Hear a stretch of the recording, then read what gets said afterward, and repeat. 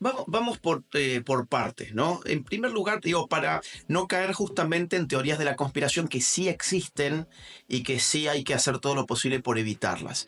Vamos a definir, si te parece, en primer lugar, globalismo, porque mucha gente puede pensar que es lo mismo que globalización. Ok. Y mucha gente puede decir, pero yo estoy a favor de la globalización, ¿qué tiene de malo? Porque estos dos tipos están hablando contra la globalización que tanta bonanza económica ha traído a las naciones en los últimos tiempos. No, globalización es un fenómeno muy propio de la década del 90 del siglo pasado. De hecho, el término aparece en el mundo académico en los años 80 del siglo pasado.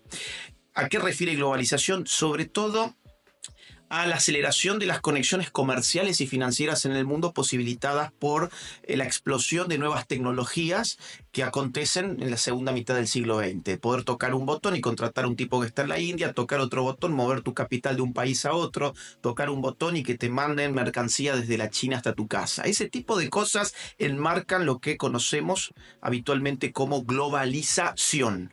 Globalismo no es un concepto económico, sino político. Los conceptos políticos refieren a la forma en que son gobernados los hombres. Los conceptos económicos refieren a la forma en que se produce y se distribuye la riqueza. ¿De acuerdo? Entonces, globalismo es un concepto político que refiere a la modalidad del poder político.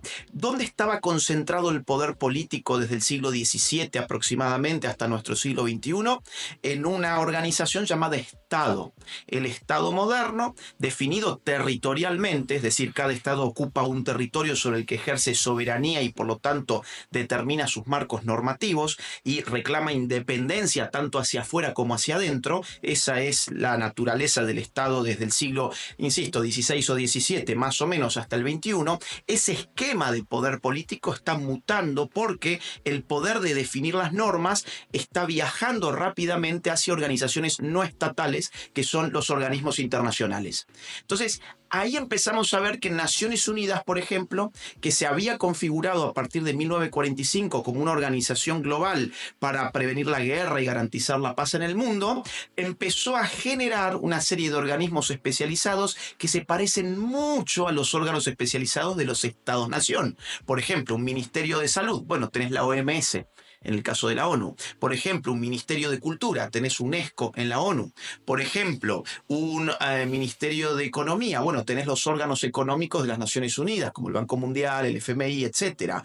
Y así en general, o por ejemplo, un Ministerio de Género. Acá en Argentina tuvimos Ministerio de Género. Bueno, la ONU tiene ONU Mujeres, que es su órgano especializado en género. Entonces, cuando vos haces lupa, empezás a ver, pero acá se está constituyendo un poder político que es un reflejo del Estado, solo que su territorio no es un pedazo de tierra, sino que es el globo como tal. Por eso globalismo.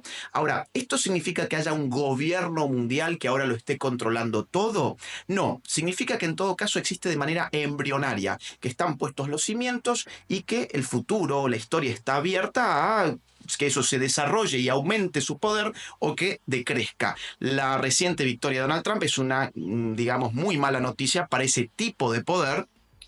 Que Milei se haya salido de la Agenda 2030 y de la 2045 es un gran problema para ese tipo de poder porque es un devolver la soberanía hacia el Estado-Nación. Después, si querés, hablamos de Agenda 2030, 2045 para no extender tanto esto. Entonces, ¿qué es el globalismo? Es un régimen de poder político donde el poder soberano lo empiezan a tener organismos internacionales. Y además el globalismo es una ideología. Es la ideología que reclama que en nuestro mundo, en el siglo XXI, el Estado-Nación es impotente para enfrentar los desafíos actuales, es impotente para lidiar con una pandemia, por eso necesitas la OMS, es impotente para lidiar con las fake news y con la desinformación en Internet, por eso los organismos internacionales tienen que velar por ello, es impotente para reducir el calentamiento global o el cambio climático, como le dicen ahora, por lo tanto necesitas organismos internacionales, es impotente para liberar a la mujer, por eso necesitas organismos internacionales. La ideología globalista dice el Estado-Nación es una vieja configuración,